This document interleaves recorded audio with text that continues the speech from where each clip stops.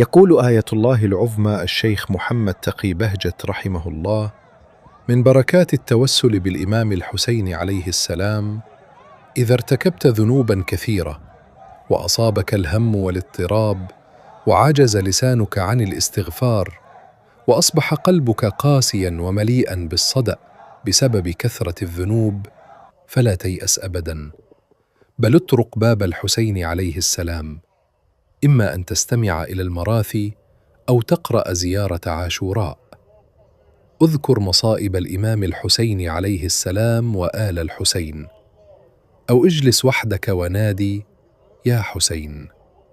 توجه إلى الإمام الحسين عليه السلام بأي طريقة كانت، واجعل الإمام الحسين عليه السلام وسيلة لك إلى الله، وابكِ عليه، فإن البكاء على الإمام الحسين عليه السلام هو استغفار، والبكاء على الإمام الحسين عليه السلام كاف لمحو ذنوب عظيمة كأنها الجبال.